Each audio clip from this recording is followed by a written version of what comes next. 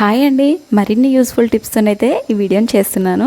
So video చూసే ప్రతి ఒక్కరికి ఒక స్మాల్ రిక్వెస్ట్ అండి. వీడియో చూసిన ప్రతి ఒక్కరికి కూడా లైక్ చేయండి. ఒకవేళ మీకు టిప్స్ అన్ని నచ్చితే కనుక కంపల్సరీ సబ్స్క్రైబ్ కూడా చేయండి. మీరు లైక్ చేసి సబ్స్క్రైబ్ చేయడం వల్ల ఇంకొంతమందికి ఈ వీడియో అనేది రీచ్ అవుతుంది. ఇలాంటి మంచి మంచి టిప్స్ అనేది వాళ్ళు కూడా యూస్ చేసుకుంటారు. ఇంకా వీడియోలో వచ్చేసరికి మన ఫస్ట్ టిప్, సమ్మర్లో మనం ఎప్పుడైనా ఊరు వెళ్ళామనుకోండి, మనం ఇంట్లో మొక్కలు అనేది 2-3 డేస్లోనే ఎండిపోతాయి. అలా ఎండిపోకుండా అవి వాటర్ లేకున్నా కూడా ఓ 1 వీక్ వరకు ఇలానే ఫ్రెష్గా ఉండాలి అంటే మనం ఇంట్లో ఉండే కొబ్బరి పీసు ఉంటుంది కదా, ఆ పీసు ఇలా మొక్క కింది భాగాన వేసి వాటర్ కనుక పోసామనుకోండి, అందులో ఉండే తడిదనం వల్ల 1 వీక్ వరకు కూడా అందులో వాటర్ అనేది ఉంటుంది. సో మొక్కలు అనేది ఎండిపోకుండా 1 వీక్ ఆర్ 10 డేస్ వరకు వాటర్ లేకుండా పచ్చగా ఉంటాయి. మన నెక్స్ట్ టిప్, సెకండ్ టిప్ అండి. మనం కిచెన్లో కామన్గా వంట చేసేటప్పుడు ఎప్పుడైనా మిస్ అయ్యి కాలిపోయింది అనుకోండి, మన స్కిన్ పైన ఇలా మరకలు అనేది వచ్చేస్తాయి. లేదు అంటే కొన్నిసార్లు ఎక్కువ కాలింది అనుకోండి, బొబ్బలు అనేది వచ్చేస్తాయి. అలా రాకుండా ఇలా మరకలు అవ్వకుండా ఉండాలి అంటే మనం కాలిన వెంటనే కాలిన ప్లేస్లో మనం ఇంట్లో యూస్ చేసే కోల్గేట్ టూత్ పేస్ట్ ఉంటుంది కదా, ఆ టూత్ పేస్ట్ కొంచెం అప్లై చేయాలి. ఒక 30 మినిట్స్ అలానే ఉంచి తర్వాత కనుక క్లీన్ చేసామనుకోండి, మనకి అక్కడ బొబ్బ రావడం కానీ మరక పడడం కానీ అలా ఏమీ ఉండదు. కొన్నిసార్లు మండుతుంది వేడివేడి ఆయిల్ మీద పడ్డప్పుడు. సో ఇలా పేస్ట్ పెట్టడం వల్ల మంట అనేది కూడా ఉండదు, చాలా చల్లగా ఉంటుంది. ఇంకా కాలిన ప్లేస్ మనకు అక్కడ కూడా మరకలాగా ఏం కనిపించదు, స్కిన్ అంతా ఒకేలాగా ఉంటుంది. మన నెక్స్ట్ టిప్ అండి, థర్డ్ టిప్. నార్మల్గా మనం పిండి ఏదైనా స్నాక్స్ చేసేటప్పుడు, పూరి చపాతీ కానీ చేసుకునేటప్పుడు ఇలా పిండిని అయితే జల్లించుకుంటూ ఉంటాం కదా. కొన్నిసార్లు ఫ్యాన్ గాలికి ఫ్యాన్ కింద కూర్చొని జల్లించుకునేటప్పుడు పిండి అనేది తక్కువ వెయిట్ ఉండడం వల్ల అంతా గాలికి ఎగిరిపోతుంది. లేదు అంటే మనకి జల్లెడ నుండి తొందరగా కిందికి అనేది కారదు. ఇలా తొందరగా కిందికి కారాలి అంటే అందులో కొన్ని కాయిన్స్ ఉంటాయి కదా, ఆ కాయిన్స్ వేసి కనుక జల్లించుకున్నాము అనుకోండి, అది తొందరగా కారిపోతుంది. సో పిండి అంతా కూడా ఒకే దగ్గర పడుతుంది. అంటే మనకి కింద పడడం, మళ్ళీ డబల్ పని చేయాల్సిన అవసరం లేకుండా తొందరగా పిండి అనేది జల్లించుకోవచ్చు. అంతా కూడా ఒకే దగ్గర పడుతుంది. మన పని అనేది కూడా చాలా ఈజీగా అయిపోతుంది.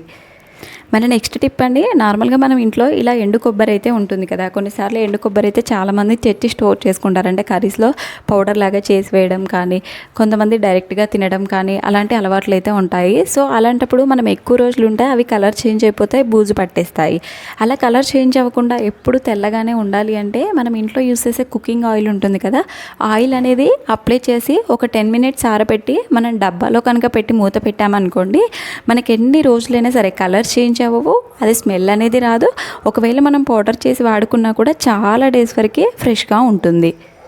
ఐ హోప్ నేను చెప్పిన టిప్స్ అన్నీ కూడా నచ్చాయని అనుకుంటున్నాను. సో కంపల్సరీ ఇంకా ఎవరైనా సబ్స్క్రైబ్ చేయకపోతే ఛానల్ని సబ్స్క్రైబ్ చేయండి. మన నెక్స్ట్ టిప్, చాలామంది ఇళ్లలో కామన్గా మార్నింగే హనీ లెమన్ వాటర్ తాగే వాళ్ళు ఉంటారు. సో ఈ హనీ అనేది మనం ఒరిజినల్ హనీ ఇలా బాటిల్లో కనుక తెచ్చుకున్నాం అనుకోండి, మనకి కొన్నిసార్లు హనీకి అనేది చీమలు వచ్చేస్తాయి. చీమలు కానీ పురుగులు కానీ పట్టేస్తాయి. అలా పట్టకుండా ఎక్కువ డేస్ కనుక ఫ్రెష్గా ఉండాలి అంటే మనకి హనీ బాటిల్లో ఒక 2 లవంగాలు వేసి కనుక మూత పెట్టామనుకోండి, ఆ లవంగాల ఘాటుకి మనకి హనీలోకి చీమలు కానీ పురుగులు కానీ చేరవు. మనకి ఎక్కువ రోజుల వరకే హనీ అయితే ఫ్రెష్గా ఉంటుంది.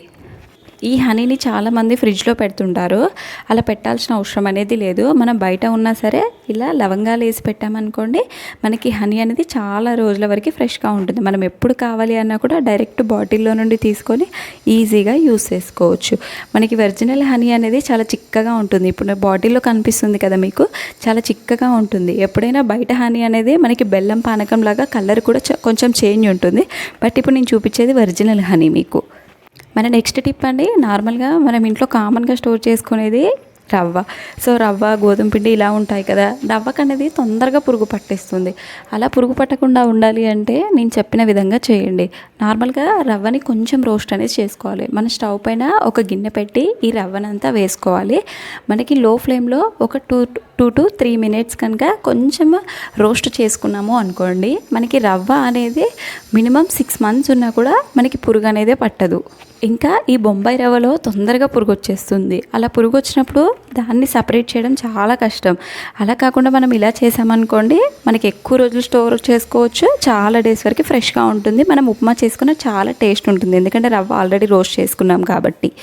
మన నెక్స్ట్ టిప్ అండి, మనం నార్మల్గా ఇంట్లో ఈ 2 టైప్స్ ఆఫ్ బ్రషెస్ అయితే వాడుతూ ఉంటాం. మన దోశ ప్యాన్కి ఆయిల్ అప్లై చేయడానికి కానీ, కర్రీస్ కానీ ఇలాంటి బ్రషెస్ అయితే వాడుతుంటాం కదా. మనం రెగ్యులర్గా ఆయిల్కి మాత్రమే ఈ బ్రషెస్ అనేది వాడుతూ ఉంటాం కదా. అందులో ఏంటంటే ఆయిల్ వల్ల లోపల మొత్తం జిడ్డుగా మారిపోతుంది. మనము రెగ్యులర్గా క్లీన్ చేసినా కూడా అంత నీట్గా మురికి అనేది పోదు. ఇలా వీక్లీ వన్స్ ఒకసారి కనుక క్లీన్ చేసుకున్నాం అనుకోండి, అందులో ఉండే జిడ్డు, మురికి, ఏదైనా క్రీములు అలాంటివి ఉన్నా కూడా తొందరగా వెళ్ళిపోతాయి. బ్రషెస్ని ఇలా ఫస్ట్ 2 పార్ట్స్గా చేసుకోవాలి. తర్వాత ఒక బౌల్లో గోరువెచ్చని వాటర్లో కొంచెం బేకింగ్ సోడా అనేది వేసుకోవాలి.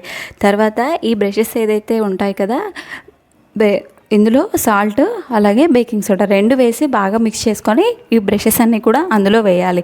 ఒక 1 అవర్ అలానే ఉంచి తీసి మన నార్మల్ సోప్ ఉంటుంది కదా బౌల్స్ క్లీన్ చేయడానికి, ఆ సోప్తో కనుక క్లీన్ చేసుకున్నాం అనుకోండి, మనకి ఎన్ని రోజులు ఎంత మురికి పట్టిన జిడ్డు అయినా కూడా తొందరగా వదిలిపోతుంది. సో మనం నెక్స్ట్ టైం ఏదైనా యూస్ చేసుకోవాలన్నా కూడా చాలా నీట్గా ఉంటాయి. వీక్లీ వన్స్ కానీ 15 డేస్కి ఒకసారి కానీ ఇలా క్లీన్ చేసుకోండి. మన నెక్స్ట్ టిప్ అండి, నార్మల్గా వర్షాకాలంలో కానీ చలికాలంలో కానీ డీప్ ఫ్రిడ్జ్లో మొత్తం కూడా ఐస్ అనేది పేరుకుపోతుంది. మనం ఒక 1 అవర్ కనుక డోర్ ఓపెన్ చేసి పెట్టామనుకోండి, అందులో ఉండే రిమైనింగ్ ఐటమ్స్ అన్నీ పాడవుతాయి. సో అలా పాడవకుండా జస్ట్ ఈ టిప్తో కనుక మనం ఐస్ని అంతా కూడా ఈజీగా కరిగించేయచ్చు. ఏదైనా ఒక కాటన్ క్లాత్ తీసుకొని అందులో కొంచెం రా సాల్ట్, గల్లుప్పు అనేది ఒక మూటలాగా చేసుకొని మనకి డీప్ ఫ్రిడ్జ్ డోర్ ఓపెన్ చేసి అందులో ఐస్ అయితే ఏ ప్లేస్లో ఉంటుంది కదా ఆ ప్లేస్లో కనుక ఇలా ఉప్పుని కనుక ఉంచాము అనుకోండి, మనం జస్ట్ దానిపైన కనుక రుద్దాము అనుకోండి, మనకి వితిన్ మినిట్స్లోనే ఐస్ అంతా కూడా కరిగిపోతుంది. మనం డోర్ ఓపెన్ చేసి పెట్టాల్సిన పనే లేదు. ఇలా కనుక ఒక 2 to 3 minutes కనుక చేసామనుకోండి, ఇమీడియట్గా ఐస్ అంతా కూడా కరిగిపోతుంది. సో ఇంకా మన డీప్ ఫ్రిడ్జ్ అనేది నార్మల్ మోడ్కి వచ్చేస్తుంది. మనకి ఎక్కువ ఐస్ ఉంది, దాన్ని బర్న్ చేసుకోవడం కష్టమో అనుకుంటే ఇలా మనం దానిపైన కొంచెం సాల్ట్ వేసినా కూడా తొందరగానే కరిగిపోతుంది. బట్ దానికన్నా ఇదైతే బెస్ట్, దానికన్నా తొందరగా ఇలా కరిగిపోతుంది. జస్ట్ కాటన్ క్లాత్లో కనుక పెట్టి జస్ట్ నేను వీడియోలో చూపించినట్టుగా రుద్దండి, సరిపోతుంది. మన నెక్స్ట్ టిప్ అండి, మనకి కొంతమందికి అంటే ఫ్రైడే ఇంట్లో సాంబ్రాణి వేసుకునే అలవాటు ఉంటుంది. లేదు అంటే చిన్నపిల్లలు ఉన్న ఇంట్లోనైతే కంపల్సరీ పిల్లలకైతే ఈ సాంబ్రాణి పొగ అనేది వేస్తారు. సో ఇలా బొగ్గులు ఉన్నప్పుడు మనకి కిరోసిన్ కానీ పెట్రోల్ కానీ లేదు అంటే దాన్ని ముట్టించడం చాలా కష్టం. అది త్వరగా అంటుకోదు. జస్ట్ ఇలా ఒక 2 కర్పూరం బిళ్ళలు అందులో ఉంచి మనం కనుక మ్యాచ్ బాక్స్తో కనుక ఇలా అంటించాము అనుకోండి, మంట అనేది తొందరగా అంటుకుంటుంది, నిప్పులు అనేది త్వరగా అవుతాయి. మనం అందులో ఊదు కానీ సాంబ్రాణి వేసినా మంచి పొగ అనేది వస్తుంది. మన నెక్స్ట్ టిప్ అండి, లాస్ట్ టిప్, మనం ఇంట్లో అయితే రెగ్యులర్గా యూస్ చేసే టీ ఫ్లాస్కోలు ఉంటాయి కదా, మనం ఎంత మంచి క్లీన్ చేసినా సరే అవైతే స్మెల్ వచ్చేస్తుంటాయి. అలా స్మెల్ రాకుండా ఉండాలి అంటే మనం క్లీన్ చేసేటప్పుడే కొన్ని గోరువెచ్చని వాటర్ అనేది తీసుకోవాలి. తర్వాత అందులో కొంచెం baking soda, silver foil cover ఉంటుంది కదా ఆ కవర్ని వేసుకోవాలి. ఒకవేళ సిల్వర్ ఫాయిల్ లేకపోతే దాని ప్లేస్లో సాల్ట్ కూడా వేసుకోవచ్చు. అలాగే విమ్ లిక్విడ్ జెల్ ఉంటుంది కదా, ఒక డ్రాప్ అనేది వేసుకొని గట్టిగా షేక్ చేసి క్లీన్గా కడగాలి. ఇలా క్లీన్గా కడిగి దాన్ని ఒక 10 to 15 minutes అయితే అందులో ఉన్న వాటర్ అంతా పోయే వరకు కూడా పక్కకు పెట్టుకోవాలి. అందులో వాటర్ అంతా పోయిన తర్వాత మనం లోపల స్టోర్ చేసుకోవాలి అనుకున్నప్పుడు అందులో 2 యాలకులు, ఒక లవంగం వేసి గట్టిగా మూత పెట్టి మనం స్టోర్ చేసుకున్నాము అనుకోండి, మనకి ప్లాస్కో అనేది స్మెల్ రాదు, ఎప్పుడు కావాలన్నా మంచిగా వాడుకోవచ్చు. ఐ హోప్ టిప్స్ అన్నీ కూడా నచ్చాయని అనుకుంటున్నాను. మీకు ఏ టిప్ నచ్చిందో కామెంట్ చేయడం మాత్రం మర్చిపోకండి. వీడియో చూసిన ప్రతి ఒక్కరు కూడా లైక్ చేసి సబ్స్క్రైబ్ చేయండి. సపోర్ట్ చేయడం మాత్రం మర్చిపోకండి. థ్యాంక్స్.